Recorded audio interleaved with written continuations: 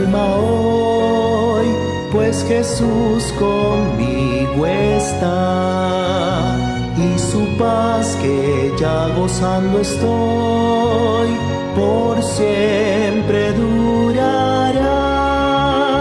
Grande gozo, cuán hermoso, paso todo el tiempo bien feliz, porque veo de Cristo la sonriente faz. Grande gozo siento en mí. Hay un canto en mi alma hoy, melodías a mi Rey. En su amor feliz y libre soy, y salvo por la fe. Grande gozo, cuán hermoso, paso todo el tiempo bien feliz, porque veo de Cristo la sonriente faz. Grande gozo siento en mí. Paz divina hay en mi alma hoy, porque Cristo me salvó. Las cadenas rotas ya están, Jesús me libertó. Grande gozo, cuán hermoso, paso todo el tiempo bien feliz, porque veo de Cristo la sonriente faz. Grande gozo siento en mí. Gratitud hay en mi alma hoy, y alabanzas a Jesús. Por su gracia a la gloria voy, gozándome en la luz. Grande gozo, cuán hermoso, paso todo el tiempo bien feliz, porque veo de Cristo la sonriente faz. Grande gozo siento en mí.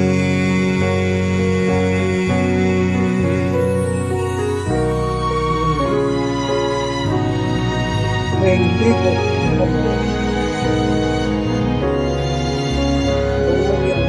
Gloria a Dios. Dios te bendiga, mi hermano, mi hermana, mi amigo, mi amiga, que estás con nosotros en esta hora en la familia Reconciliación, para juntos adorar al Rey de Reyes y al Señor de Señores, a Jehová Dios de los ejércitos, al único Dios, el Dios de Israel. Con ese propósito es que nos congregamos y estamos muy, muy contentos de que tú estás con nosotros. Estamos unidos para adorar al Señor en un mismo sentido. Qué bueno, porque sabemos que allí donde tú estás, donde nos estás viendo, o si nos ves de manera diferida, puedes estar adorando con tu espíritu y de una manera gloriosa y fervorosa la realidad presencia de Dios. Recuérdate, Dios no está cerrado en una caja o en un lugar o en un momento. Dios está 24/7 y 24 horas, 7 días a la semana. Está para que tú y yo le adoremos, le alabemos y le exaltemos. Vamos a hacer eso porque Él merece toda la honra, toda la gloria, ahora y siempre.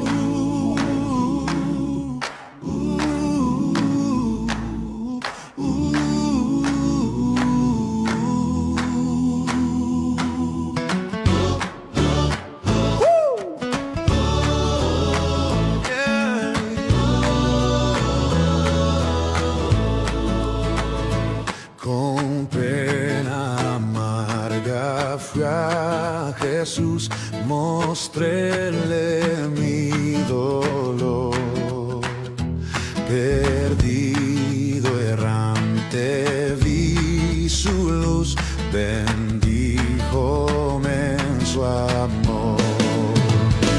En la cruz, lo primero vi la luz y las manchas de mi alma yo lavé. Fue allí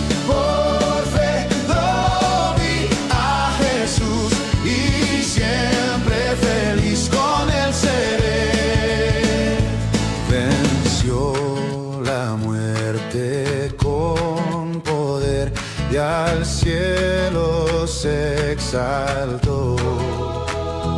Confiar en Él es mi placer, morir no temo yo. En la cruz, yo primero vi la luz y las manchas de mi alma yo lavé. Fue allí por fe lo vi a Jesús y siempre feliz con Él seré. Aunque Él se fue, solo no estoy, mando al Consolador, Divino Espíritu que hoy me da perfecto amor. En la cruz, yo primero vi la luz y las manchas de mi alma yo lavé. Oh, fue allí por fe lo vi a Jesús y siempre feliz con Él seré. En la cruz, yo primero vi la luz y las manchas de mi alma yo lavé. Fue allí por fe lo vi a Jesús y siempre feliz con Él seré. Y siempre feliz con Él seré. Gloria al Señor. Qué maravilloso, o qué maravillosa alabanza, ¿verdad? De lo que Jesucristo hizo por ti, por mí y por cada ser humano. Por eso el llamado de Dios es: recíbelo. Y si lo recibes, ese sacrificio de Jesucristo en la cruz va a ser eficaz para ti. Vamos a estar en esta hora meditando en un tema llamado Encuentros en la Crisis. Y vamos a estarnos basando en el capítulo 23 de Lucas. Pero antes, vamos a decir nuestro texto de batalla. ¿Lo recuerdas? Sí. Aleluya, porque el Señor nuestro Dios Todopoderoso reina. Ahí que tiemble las paredes donde tú estás o el lugar donde tú estás al decir esta gran verdad bíblica. ¿Lo decimos de nuevo? Aleluya, porque el Señor nuestro Dios Todopoderoso reina. Bendito y alabado sea el nombre del Señor.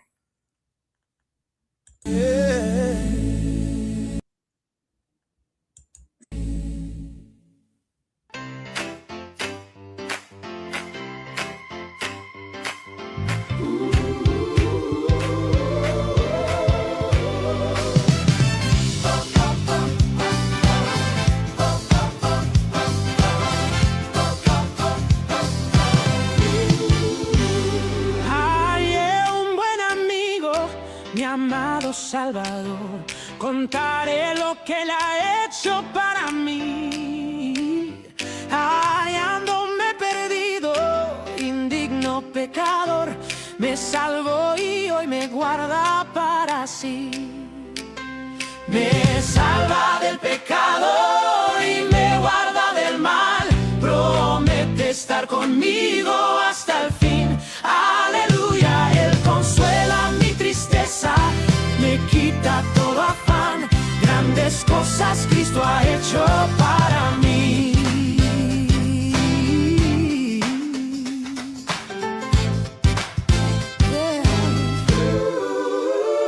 Yo sé que Jesucristo muy pronto volverá, y entre tanto me prepara un lugar en la casa de mi Padre, mansión de luz y paz, donde el creyente fiel con Él ha de morar.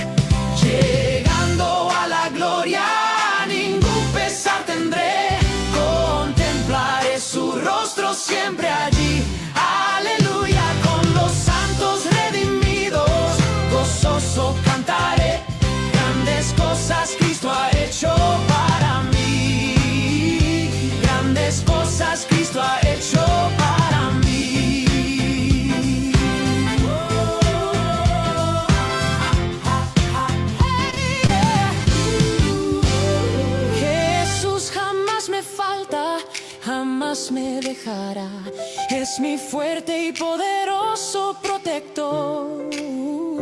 Del mundo yo me aparto y de la vanidad para consagrar mi vida a mi Señor.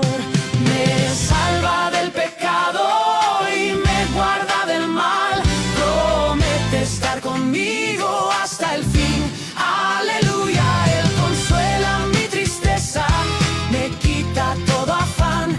Grandes cosas Cristo ha hecho para mí.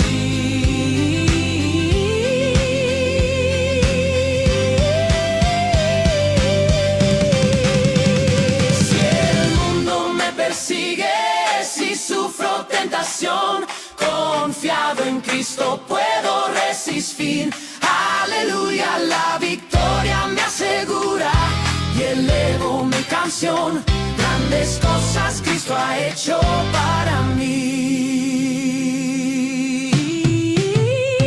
Si el mundo me persigue, si sufro tentación, confiado en Cristo puedo resistir. Aleluya, la victoria me asegura y elevo mi canción. Grandes cosas Cristo ha hecho para mí. Grandes cosas Cristo ha hecho para mí.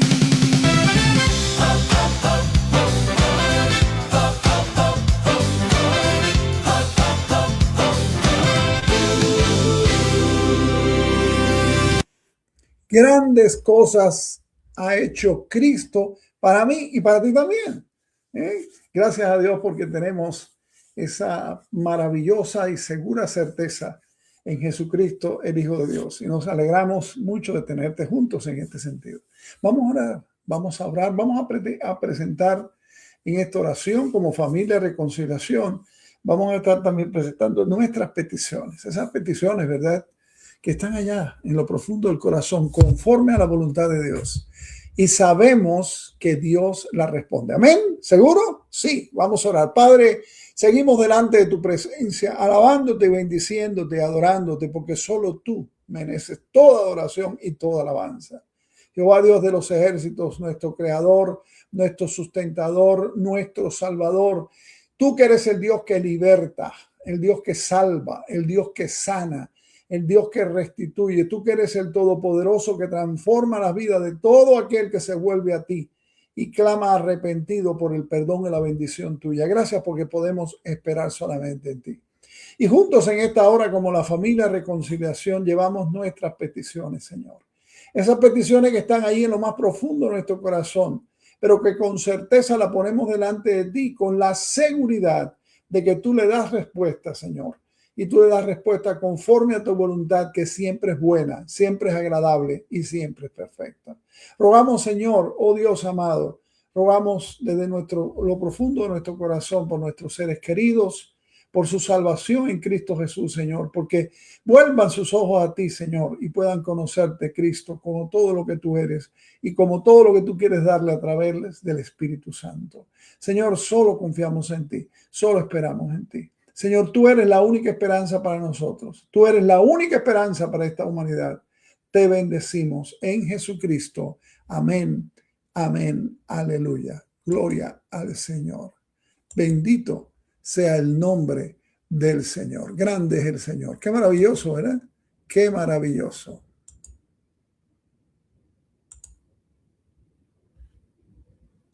Mansión de luz y paz, donde el creyente fiel con él ha de morar. Llegando a la gloria, ningún pesar tendré. Contemplaré su rostro siempre allí. Aleluya, con los santos redimidos, gozoso cantaré. Grandes cosas Cristo ha hecho para mí. Grandes cosas Cristo ha hecho para mí.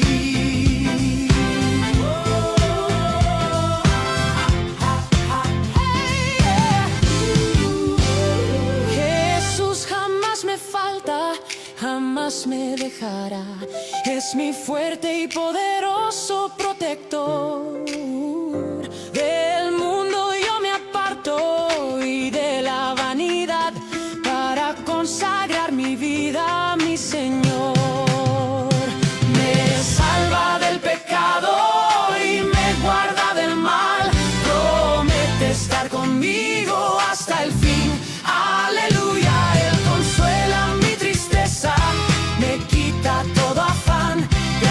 cosas Cristo ha hecho para mí.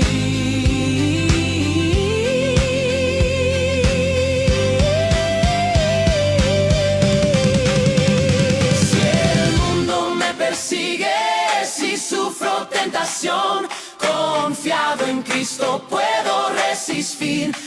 Aleluya, la victoria me asegura y elevo mi canción. Grandes cosas Cristo ha hecho para mí. Si el mundo me persigue, si sufro tentación, confiado en Cristo puedo resistir. Aleluya, la victoria me asegura y elevo mi canción. Grandes cosas Cristo ha hecho para mí. Grandes cosas Cristo ha hecho para mí.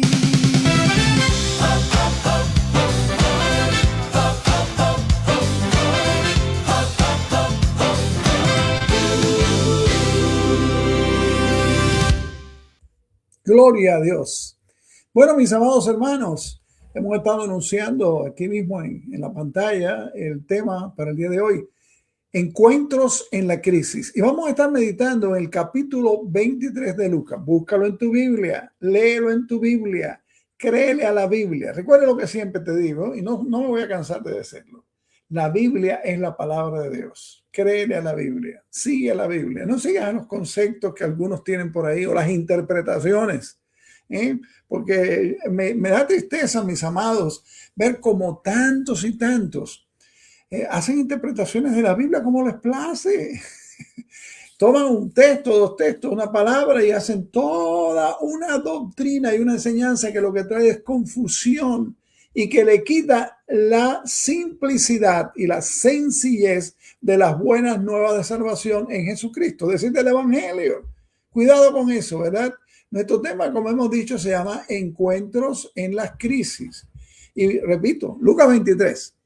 El juicio y la muerte de Jesucristo revelaron tanto el corazón maligno del ser humano como el corazón benigno de Jehová Dios.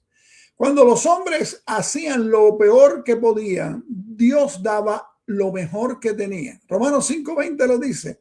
Mas cuando el pecado abundó, sobreabundó la gracia. Jesús no fue crucificado, mis hermanos y amigos, porque algunos hombres malos decidieron librarse de él. No. La crucifixión de Jesús fue, como dice Hechos 2:23, por el determinado consejo y anticipado conocimiento de Dios. Fue una cita fijada desde la eternidad. Y al estudiar Lucas 23, debemos notar 6 encuentros que nuestro Señor Jesucristo experimentó durante aquellas últimas horas antes de morir en la cruz. Y el primer encuentro está un personaje muy mencionado y es Jesús encontrándose con Pilato. Eso está en Lucas 23 y vamos a tener allí a partir del versículo 1. Poncio Pilato sirvió como gobernador de Judea desde el año 26 al 36 después de Cristo.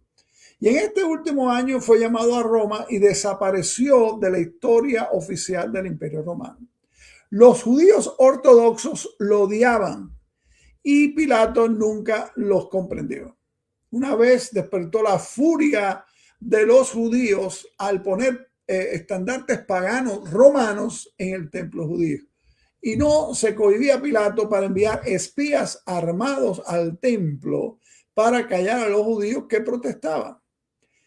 En su manejo del juicio de Jesús, el gobernador se mostró indeciso. Qué malas son las indecisiones, ¿verdad? Y en el Evangelio de Juan se anotan 7 de estos diferentes movimientos que hizo Poncio Pilato. Él procuraba hallar algún escape para él mismo, pero no lo halló.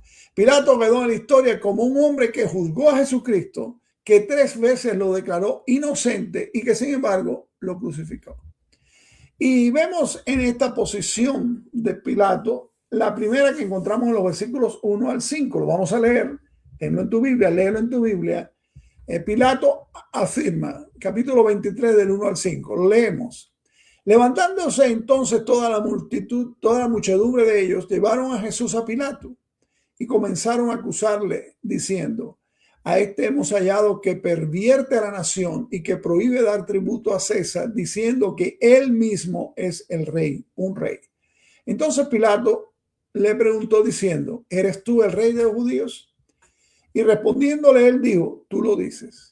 Y Pilato dijo a los principales sacerdotes y a la gente, ningún delito hallo en este hombre. Pero ellos porfiaban diciendo, alborota al pueblo, enseñando por toda Judea, comenzando desde Galilea hasta aquí. Los oficiales romanos, por lo general, se levantaban temprano y acudían a sus obligaciones. Pero Poncio Pilato probablemente se quedó dormido esa mañana al saber que tenía un caso de pena de muerte entre sus manos. Y eso durante la fiesta de la Pascua, la gran fiesta, ¿verdad?, de los judíos. Los dirigentes judíos sabían que sus leyes religiosas no significaban nada para el oficial romano, que era Pilato.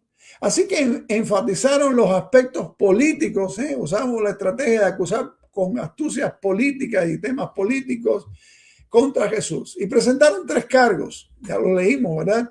Pervertía a la nación, se oponía al pago de impuestos al César y afirmaba ser rey. Pilato interrogó en privado a Jesús en cuanto a su reinado, porque ese era el asunto esencial y concluyó que no era culpable de ningún crimen. 3 veces, mis hermanos, durante el juicio, Pilato afirmó claramente la inocencia de Jesús. En Lucas 23, capítulo 23, versículo 4, versículo 14 y versículo 23, Poncio Pilato afirmó la inocencia de Jesús. Lucas nos informó que otros 3 testigos hicieron lo mismo. Aparte de Pilato, aparte de él, afirmaron no es culpable. El rey Herodes, por ejemplo, en el versículo 15 de Lucas 23, uno de los malhechores crucificados junto con Jesús y el centurión romano. El otro aspecto es que Pilato elude. Estamos en el capítulo 23, los versículos 6 al 12. Miren cómo dice.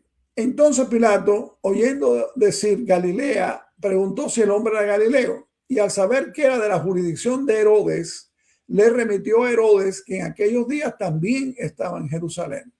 Herodes, viendo a Jesús, se alegró mucho, porque hacía tiempo que deseaba verle, porque había oído muchas cosas acerca de él y esperaba verle hacer alguna señal. Y le y le hacía muchas preguntas, pero él nada le respondió. Y estaban los principales sacerdotes y los escribas acusándole con gran vehemencia. Entonces Herodes con sus soldados le menospreció y escarneció, vistiendo de una ropa espléndida, y volvió a enviarle a Pilato. Y se hicieron amigos Pilato y Herodes aquel día, porque antes estaban enemistados entre sí. Los judíos, mis hermanos y amigos, rechazaron su veredicto y empezaron a acusar más a Jesús. Y cuando mencionaron a Galilea, Pilato, como buen político astuto que era, de inmediato vio la oportunidad para librarse de su responsabilidad para con Jesús. Le envió a Herodes Antipas, el gobernador de Galilea, quien había asesinado a Juan el Bautista y que tenía ganas, lo dice ahí el pasaje, de ver a Jesús. Tal vez el astuto rey podría hallar alguna manera de complacer a los judíos. Herodes debe haberse quedado estupefacto y tal vez nervioso cuando los guardias le trajeron a Jesús. Pero mientras más interrogaba a Jesús, más atrevido se ponía Herodes. Tal vez Jesús hasta podría divertir al rey haciéndole un milagro allí en su presencia. Y a pesar de la interrogación persistente del rey y de las vehementes acusaciones de los judíos, Jesús no decía nada. El rey finalmente se puso tan insolente que se mofó de Jesús y permitió a los soldados que le pusieran una ropa espléndida de las que vestían los candidatos romanos para algún cargo. Herodes no emitió ningún veredicto oficial en cuanto a Jesús. Eso está en Lucas 23:15. Pero quedó claro que no lo halló culpable de ningún crimen digno de muerte. Lo único que consiguió esta maniobra fue remendar una amistad rota. Herodes quedó agradecido con Pilato por ayudarle a ver a Jesús y por honrarle al pedirle su opinión. El hecho de que Herodes envió a Jesús de regreso a Pilato sin emitir ningún veredicto se podría interpretar de esta manera.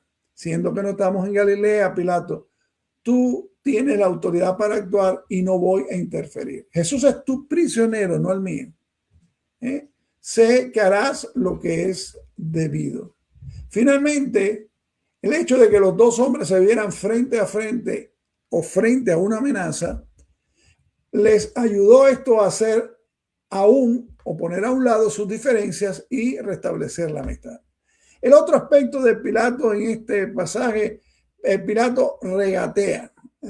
Mira lo que dice el capítulo 23, los versículos 13 al 23. Leemos Lucas capítulo 23 del 13 al 23.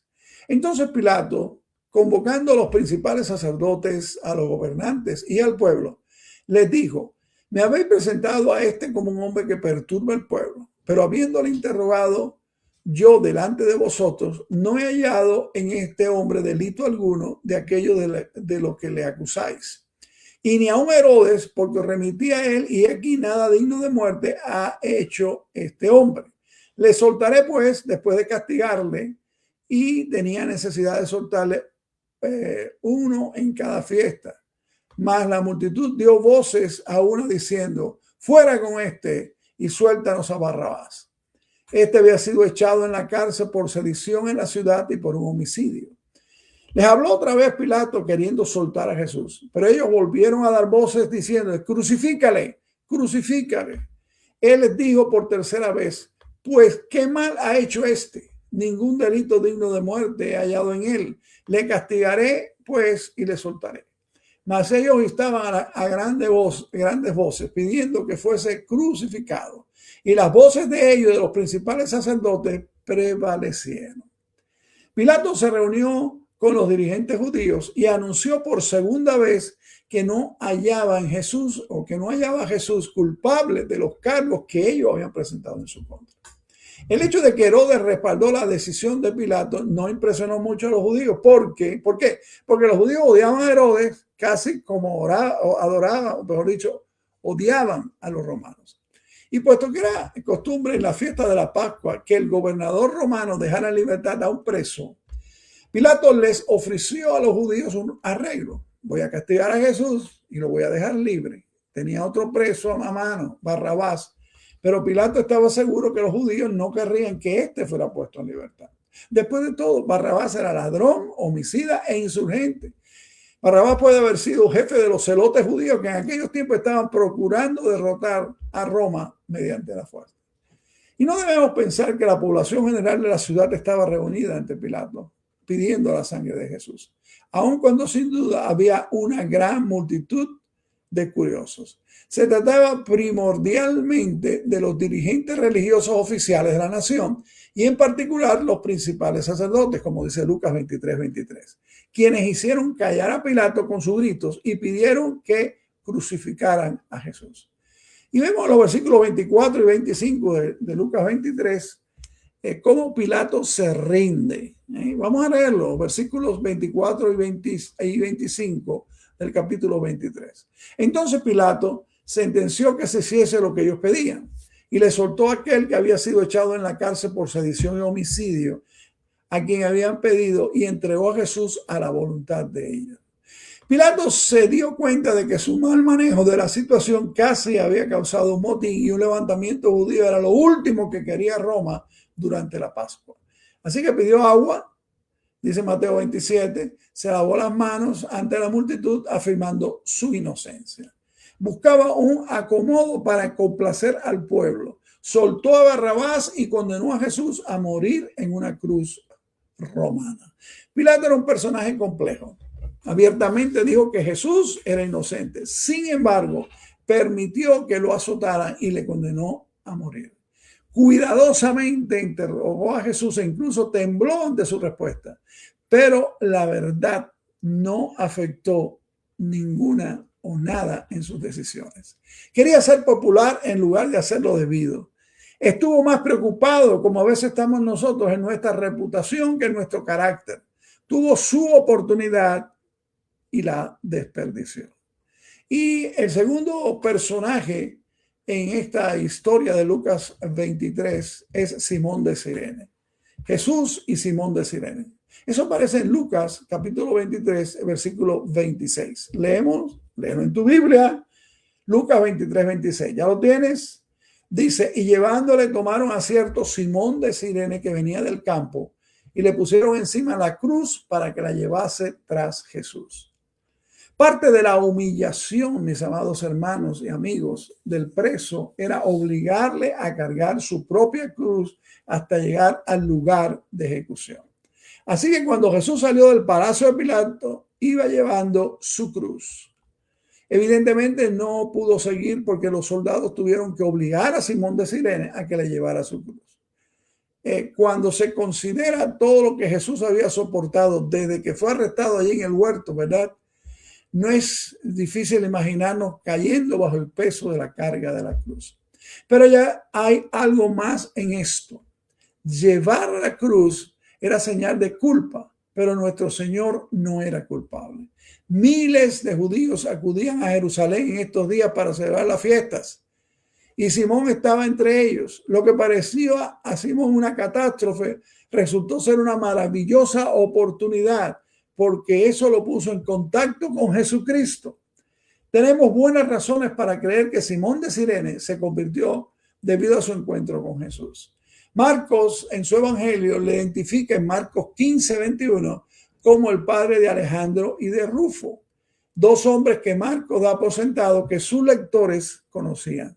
En Romanos 16:13, Pablo saluda a un creyente llamado Rufo y es posible que haya sido hijo de Simón de Cirene. Parece que Simón de Cirene y sus dos hijos llegaron a ser cristianos bien conocidos que la iglesia estimaba mucho. Antes de que Simón de Cirene encontrara a Jesús, tenía religión y tenía devoción. Pero después de su encuentro con Jesús, tuvo realidad y salvación. Y esa mañana dio media vuelta, tanto física como espiritualmente, y eso transformó su vida. Dios todavía, mis amados hermanos y amigos, puede usar las situaciones inesperadas y las situaciones difíciles, incluso humillantes, para llevar a las personas a los pies del Salvador Jesucristo. Y el otro encuentro de personajes está en Lucas 23, 27 al 31. Jesús y las mujeres de Jerusalén. Lucas 23, 27 al 31. Lo leemos. Y le seguía una gran multitud del pueblo y de mujeres que lloraban y hacían lamentación por él. Pero Jesús, vuelto hacia ellas, les dijo: hijas de Jerusalén, no lloréis por mí, sino llorad por vosotras mismas y por vuestros hijos. Porque aquí vendrán días en que dirán: bienaventuradas las estériles y los vientres que no concibieron y los pechos que no criaron. Entonces comenzarán a decir a los montes: caed sobre nosotros, y a los collados cubridnos. Porque sin el árbol verde hacen estas cosas, en el seco que no se hará. Las ejecuciones públicas atraían a multitud de espectadores. Y siendo que se trataba de Jesús de Nazaret, eso traía una atención especial. Añádese este hecho, el de que Jerusalén estaba atiborrada de peregrinos. Y no es difícil creer que una gran multitud seguía a los condenados. Entre esa muchedumbre había un grupo de mujeres que lloraba y se lamentaba al contemplar a Jesús. Y se ha señalado que en lo que a los registros del Evangelio se refiere, ninguna mujer fue jamás enemiga de Jesús, así como Jesús nunca fue enemigo de ninguna mujer.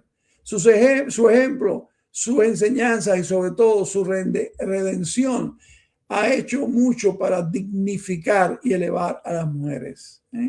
Las nuevas de su nacimiento fueron dadas a una mujer judía. Su muerte fue presenciada por mujeres afligidas y las buenas nuevas de su resurrección fueron anunciadas primeramente a mujeres. Fue maravilloso y quiero que tengan pensar, cada día más encontramos a personas en contra del ministerio de la mujer dentro de la iglesia cristiana. A mí me da tristeza porque día a día veo cómo la mujer en el pasado y hoy en el presente está siendo usada poderosamente por Dios, porque Dios también le da ministerios a la mujer. Cuídate, te lo digo a ti, cuídate de estar en contra de la mujer cristiana, porque Dios tiene un plan, un propósito y las está usando con poder y para su gloria. Jesús apreció la simpatía de ellas y la usó para enseñarles una lección, y no solo a ellas, sino también a nosotros. En tanto que ellas lloraban por la injusticia que la muerte de un solo hombre, Jesús miraba hacia adelante y se lamentaba, no por su destrucción de él en la muerte, sino por la terrible destrucción de toda la nación. El juicio que estaba totalmente justificado. Y lamentablemente serían las mujeres y los niños los que más iban a sufrir. Hecho que tristemente la historia respalda, ¿verdad? Los romanos intentaron matar de hambre a los judíos para obligarlos a someterse. Y los hombres hambrientos que defendían la ciudad les quitaron la comida a sus esposas, a sus hijos que sufrían, incluso los mataron, incluso se lo comieron. La nación de Israel, como dice este último versículo, era como árbol verde durante los años en que Jesús estuvo en esta tierra. Era un tiempo de bendición y de oportunidad. Debería haber sido tiempo de fructificar, pero la nación le rechazó y se volvió como un árbol seco, uno que solo sirve para el fuego. Jesús a menudo había querido reunir a su pueblo, pero ellos no quisieron. Y al condenar a Jesús, solo se condenaron a ellos mismos. Podemos parafrasear sus palabras. Si las autoridades romanas hacen esto a un inocente como yo, diría Jesús, que no harán a los culpables. Cuando llegue el día del juicio, ¿habrá algún escape para ustedes? Y el cuarto grupo, o el cuarto encuentro que está aquí en este capítulo 23 con Jesús en medio de la crisis, es la de Jesús y los malhechores. Vamos a leer en la Biblia Lucas 23 del 32 al 43. ¿Lo tiene ya? Vamos a leerlo. Lucas 23 del 32 al 43. Llevaban también con él a otros dos que eran malhechores para ser muertos. Y cuando llegaron al lugar llamado de la Calavera, le crucificaron allí y a los malhechores, uno a la derecha y otro a la izquierda. Y Jesús decía, Padre, perdónalos porque no saben lo que hacen. Y repartiendo entre sí sus vestidos, echaron suerte. Y el pueblo estaba mirando y aún los gobernantes se burlaban de él diciendo, a otro salvó, sálvese a sí mismo si es el Cristo, el escogido de Dios. Los soldados también le escarnecían acercándose y presentándole vinagre y diciendo, si tú eres el rey de los judíos, sálvate a ti mismo. Había también sobre él un título escrito con letras griegas, latinas y hebreas. Este es el rey de los judíos. Y uno de los malhechores que estaba colgado le injuriaba diciendo, si tú eres el Cristo, sálvate a ti mismo y a nosotros. Respondiendo el otro, le reprendió diciendo, ¿ni aún temes tú a Dios estando en la misma condenación? Nosotros a la verdad justamente padecemos porque recibimos lo que merecieron nuestros hechos, mas este ningún mal hizo. Y dijo a Jesús, acuérdate de mí cuando vengas en tu reino. Entonces Jesús le dijo, de cierto te digo que hoy estarás conmigo en el paraíso.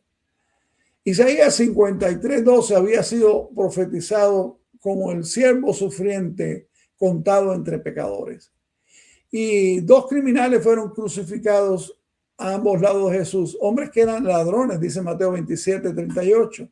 Y estos dos hombres posiblemente habían sido culpables de robo a mano armada, incluyendo homicidio. La palabra calavera viene del latín calvaria o cranium, y en el arameo es Gólgota. Y el Nuevo Testamento no nos explica por qué ese nombre.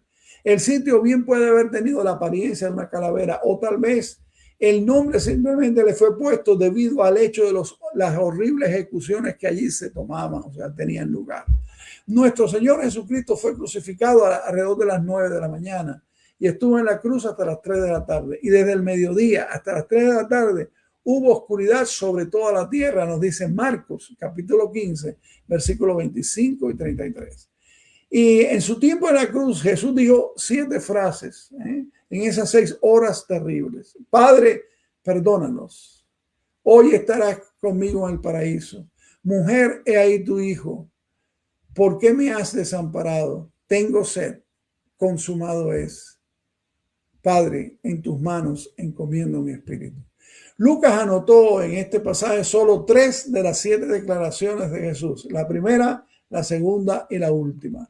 La oración de nuestro Señor Jesucristo por sus enemigos y su ministerio al ladrón arrepentido encajan muy bien en el propósito de Lucas de mostrar a Jesucristo como el Hijo del Hombre, lleno de compasión, que se interesó y se interesa por los necesitados.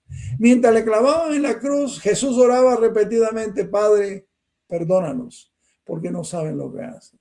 No solo estaba practicando nuestro Señor lo que Él nos enseña. Lucas capítulo 6, versículos 27 y 28 son versículos que me gustaría que lo leyeras después, sino que estaba cumpliendo también la profecía de Isaías 53, 12, que dice que estaría orando por los transgresores. Y no debemos inferir, cuidado con esto, partiendo de esta oración, que la ignorancia es base para el perdón, o que los que pecaron contra Jesús automáticamente fueron perdonados debido a que Jesús oró. Por cierto, que judíos y romanos ignoraban la enormidad de su pecado, pero eso no los absuelve de culpa. La ley de Moisés proveía un sacrificio por los pecados cometidos por ignorancia, pero no había ningún sacrificio en la ley por el pecado deliberado y presuntuoso. La intercesión de nuestro Señor Jesucristo pospuso el castigo de Dios. Recuerda que Dios no quiere castigar, pero Dios pospuso el castigo sobre la nación de Israel por casi 40 años más, dándole oportunidades. Dios te está dando oportunidad, mi amigo, hoy, para que te vuelvas a Cristo, para que recibas el regalo del perdón y la vida eterna. Les dio 40 años adicionales para que fuesen salvos. Y fue por la providencia de Dios que Jesús fue crucificado entre dos ladrones, porque esto le dio a ambos igual acceso. Los dos tuvieron el mismo acceso al Salvador Jesucristo. Y ambos podían leer el rótulo que puso allí Pilato, mandó a poner sobre la cruz: este Jesús de Nazaret, Rey de los judíos. Y ambos pudieron contemplarle mientras daba su vida por nosotros los pecadores. Uno de los ladrones imitó la mofa de los dirigentes religiosos y le pidió a Jesús que le rescatara de la cruz. Pero el otro tuvo ideas diferentes. Debe haber razonado: bueno, si este hombre en verdad es el Cristo y si tiene un reino y si ha salvado a otros, entonces puede suplir mi mayor necesidad, que es la salvación del pecado. No estoy listo para morir. Exigió valor de parte de ese ladrón el desafiar, mis hermanos, la influencia de su amigo y el escarnio de la multitud. Y exigió que él fuera el confianza por fe en el rey que moría. Cuando se considera todo lo que tuvo que superar este ladrón, la fe de este ladrón, mis hermanos, es impresionante. El hombre fue salvo puramente por gracia. La única manera de ser salvo, por gracia, por medio de la fe en Jesucristo. Efesios capítulo 2, versículos 8 al 9. No por obras, sino como un regalo de Dios. No la merecía, ni podía ganársela este ladrón, como tú tampoco te mereces el perdón de tus pecados y darte una nueva vida y ser salvo en Cristo Jesús. No podía ganársela, porque nada que hiciera y nada que hagamos, ni tú ni yo, puede alcanzar lo que Dios reclama. No la merecía, no se la ganaba, y su salvación fue personal y segura, bendito sea el Señor, como siempre es, garantizada por la misma palabra de Jesucristo. El hombre esperaba alguna ayuda en el futuro, pero Jesús le dio el perdón ese mismo día, en esa misma hora, y él murió y fue con Jesús al paraíso. Hay que notar que los que estuvieron en la crucifixión cumplieron las profecías del Antiguo Testamento con los que ellos hicieron. Por ejemplo, en el Salmo 22, 18, habla de que echaron suerte por la ropa de nuestro Señor. Se burlaron de él, otra profecía en el Antiguo Testamento, y le ofrecieron vinagre para beber, otra profecía en el Antiguo Testamento. Dios seguía en su control y su Jesús seguía en control. No olvidemos, nadie puede usurparle o quitarle el control a Jehová Dios. Él es soberano y todas las cosas están bajo su control. El quinto encuentro lo encontramos en los versículos 44 al 49 de Lucas 23. Jesús y Dios el Padre. Leemos este pasaje, Lucas 23, versículos 44 al 49. Cuando era como la hora sexta, hubo tinieblas sobre toda la tierra hasta la hora novena. Y el sol se oscureció y el velo del templo se rajó por la mitad. Entonces Jesús, clamando a gran voz, dijo: Padre, en tus manos encomiendo mi espíritu. Y habiendo dicho esto, expiró. Cuando el centurión vio lo que había acontecido, dio gloria a Dios diciendo, verdaderamente este hombre era justo. Y toda la multitud de los que estaban presentes en este espectáculo, viendo lo que había acontecido, se volvieron golpeándose el pecho. Pero todos sus conocidos y las mujeres que le habían seguido desde Galilea estaban lejos mirando estas cosas. Debemos, mis amados hermanos, tener presente que lo que nuestro Señor Jesucristo logró en la cruz fue una transacción eterna entre Él y Dios el Padre. Jesús no murió como un mártir que había fallado en su causa. Tampoco fue tan solo un ejemplo para que la gente siguiera. Isaías 53 dice claramente que Jesús no murió por sus propios pecados, porque Él no tenía ningún pecado. Murió por tus pecados y mis pecados. Hizo de su alma, como dice Isaías 53, una ofrenda por el pecado. Las 3 horas de oscuridad fueron un milagro. No fue un eclipse, porque eso había sido, podría ser y sería imposible durante la temporada de la fiesta de la Pascua. ¿Por qué? Porque esa temporada siempre es luna llena. Fue una oscuridad enviada por Dios que envolvió la cruz cuando el Hijo de Dios fue hecho pecado por ti y por mí. Fue como si la naturaleza expresara su simpatía con el Creador mientras sufría y moría. Cuando Israel estuvo en Egipto, allí hubo 3 días de oscuridad antes de la fiesta de la Pascua. Y cuando Jesús estuvo en la cruz, 3 horas de oscuridad precedieron a la muerte del Cordero de Dios por los pecados del mundo. En Mateo 27, 45 y 46, mis hermanos, y Marcos 15, 33 y 34, se registra el clamor de nuestro Señor Jesucristo al terminarse la oscuridad. Dios mío, ¿por qué me has desamparado? No se nos explica en qué consistió este abandono, ni cómo Jesús lo sintió, pero por cierto que incluye la realidad de que Él fue hecho pecado por ti y por mí. Nuestro Señor clamó a gran voz, consumado es, que es una declaración de victoria. Había concluido la obra que Dios el Padre le había encomendado. La obra de redención estaba completa. Los tipos y las profecías quedaban cumplidos y el Salvador ahora podía descansar. Entonces se dirigió a su Padre y en la declaración final desde la cruz diciendo, Padre, en tus manos encomiendo mi espíritu. Esto era en realidad una oración que elevaban a los niños judíos al acostarse. Y nos dice cómo murió nuestro Señor, confiada, voluntaria y victoriosamente. Aquellos que conocen a Jesús como su Salvador pueden o podemos morir con la misma confianza y con la misma seguridad. Gloria al Señor. Cuando nuestro Señor entregó su espíritu, mis hermanos, el velo del templo se rasgó en 2 de arriba abajo, dice Marcos 15, 38. Y este milagro anunció que el camino a la presencia de Jehová Dios está abierto para todos los que quieran venir a Él por fe, por medio de Jesucristo. Te repito esto. Dios no es un Dios que separa a unos para salvación y otros para perdición, sino que Dios está dando la oportunidad y de manera gráfica mostró en este hecho la apertura del camino a su presencia para todo el que quiera venir. Es decir, que este llamado es para ti, mi amigo, mi amiga también. Déjate de ser un religioso. Déjate de ser uno que cree en lo que dice un hombre y créele a Jesucristo. Por fe mediante Él puedes tener esa realidad, el camino abierto a Dios. Los pecadores ya no necesitaban templos terrenales, ya no necesitaban altares, ya no necesitaban sacrificios o sacerdotes, porque todo había quedado cumplido en la obra terminada de Jesucristo, el Hijo de Dios. Hoy podemos decir lo mismo, ¿verdad? Lucas registró 3 respuestas a los eventos de los últimos momentos de la muerte del Señor. El centurión a cargo de la ejecución testificó en Lucas 23, 47, verdaderamente este hombre era Hijo de Dios.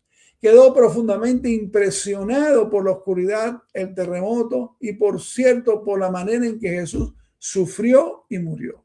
Debe haberse quedado estupefacto, mis hermanos, cuando Jesús gritó y al instante murió.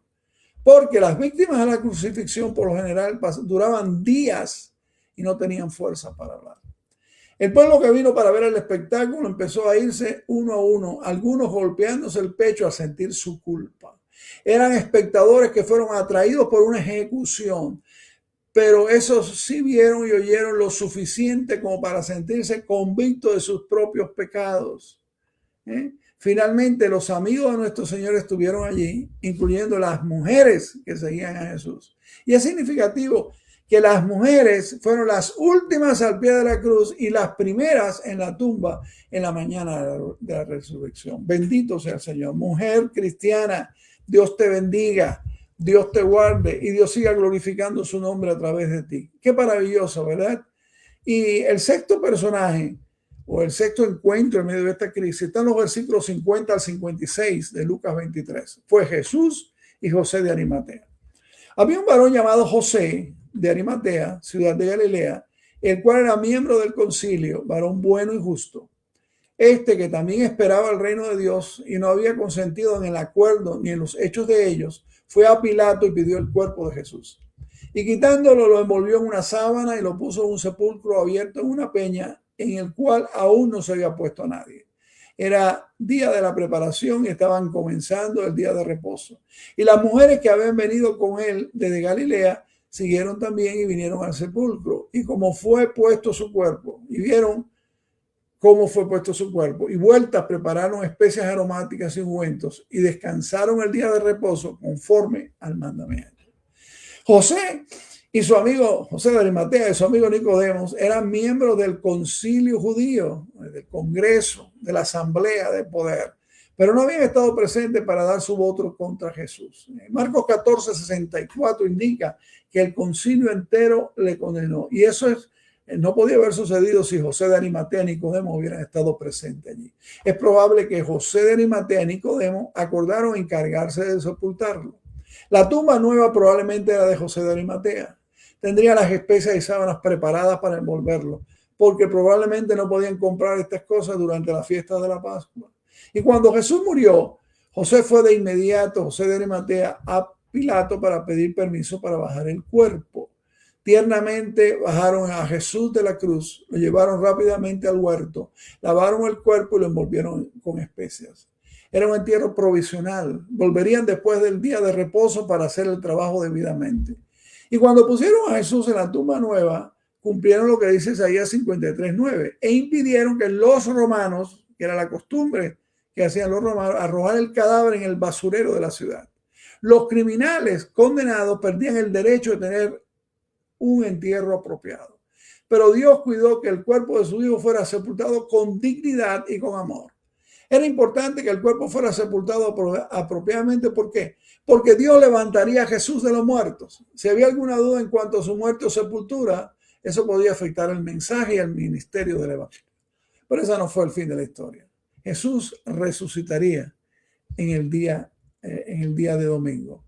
Y vamos a concluir pensando en algunas de las aplicaciones para tu vida y mi vida de Lucas 23. Este capítulo que relata el juicio, la crucifixión y la muerte de Jesús, que hemos llamado encuentros en la crisis, ¿verdad? Aunque es un capítulo doloroso, está lleno de enseñanzas prácticas, ¿verdad? Jesús permaneció firme aún siendo injustamente acusado. Pilato y Herodes no encontraron culpa en Jesús, pero aún así la multitud pidió que lo crucificaran. Mi amado hermano, habrá momentos donde otros te malinterpreten y te traten injustamente. No siempre podrás controlar lo que otros dicen, pero sí puedes controlar con el poder del Espíritu Santo que mora en ti tu reacción a lo que otras personas dicen de ti. Jesús mostró calma, mostró dominio propio, mostró confianza en su Padre Celestial. Tenemos que evitar responder con enojo cuando somos acusados injustamente. También tenemos que tener cuidado dentro de nuestra familia de no reaccionar impulsivamente, y de recordar que Dios conoce la verdad aunque otros no la vean. La presión de la multitud también podemos resumir, puede alejarnos de lo correcto. Sí, la presión de la multitud. Pilato sabía que Jesús era inocente, pero cedió a la presión del pueblo judío. Muchas veces sabemos qué es lo correcto, pero el miedo, sí, a la opinión de otros nos hace ceder. Cuidado. La presión social puede afectarnos a tomar decisiones o malas decisiones espirituales, familiares y morales. Y debemos preguntarnos, y te invito a que lo hagas, mi hermano, ¿estoy tomando decisiones por convicción o por presión? ¿Busco agradar a Jehová Dios o a las personas? Un hombre común como Simón de Cirene fue obligado a llevar a Jesús, a llevar la cruz de Jesús, perdón. Y Dios puede usar personas comunes para ayudarte a ti, ayudarme a mí en momentos difíciles, ¿verdad? A veces llevar la cruz significa ayudar, acompañar y servir, aunque no sea lo más cómodo ni lo más elegante. Debemos recordar que podemos siempre ayudar a un familiar enfermo. Podemos escuchar a alguien que está sufriendo, servir aunque nadie lo reconozca. Y Jesús mostró compasión aún en medio del sufrimiento. Mientras sufría, Jesús habló a las mujeres que lloraban y también perdonó a los que lo crucificaban. Padre, perdónalos porque no saben lo que hacen. El dolor no puede endurecer tu corazón, no puede endurecer tu corazón ni mi corazón, hermano. El perdón no es algo emocional.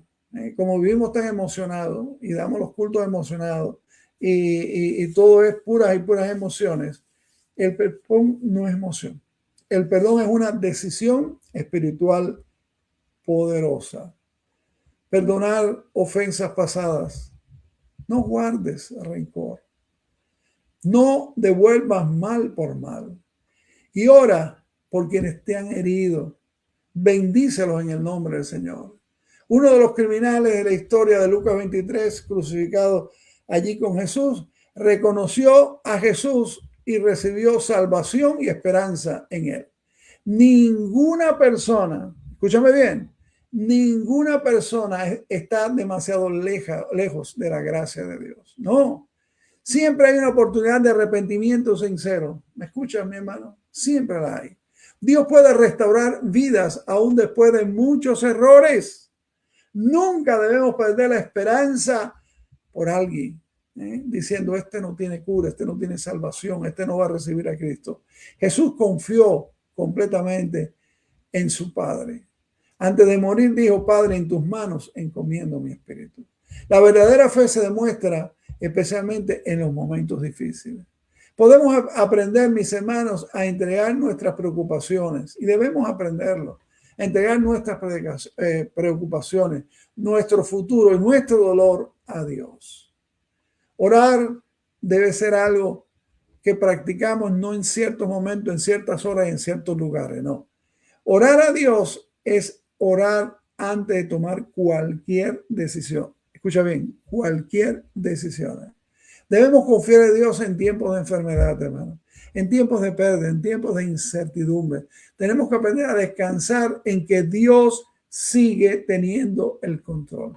Es decir, que este capítulo 13 de Lucas nos muestra la injusticia humana, pero también el amor y perdón de Jesús y la esperanza de salvación.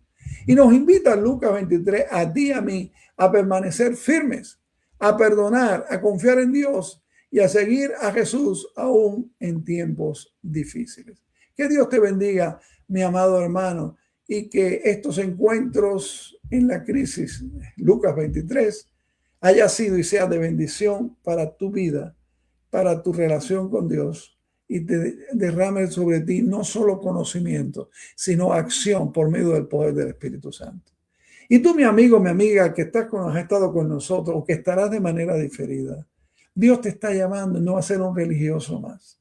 No te está llamando a estar en un templo virtual o presencial. Dios te está llamando a que reconozcas que tú lo necesitas a Él, que tú eres un pecador perdido contra Dios y que con tus pecados sin perdonar no podrás alcanzar, dice la Biblia en Juan 3, ni ver el reino de Dios. Por tanto, en esta hora, Dios te está llamando a tomar la decisión y solo la puedes tomar tú. Dios te habla, Dios te dice, Dios te está mostrando el camino y el camino de Jesucristo. ¿Qué debes hacer? Yo te invito a que reconozca que eres un pecador delante de Dios, que tus pecados todos han sido y son contra Dios. Por tanto, arrepiéntete de tus pecados en este mismo momento. Pídele perdón a Dios y confía en Jesucristo como el único que te perdona, te salva, te da vida eterna, una nueva vida y te hace nacer de nuevo por medio de la obra de Dios, el Espíritu Santo. Eso es para ti. Toma tú la decisión. Recíbelo, te ruego, en el nombre del Señor.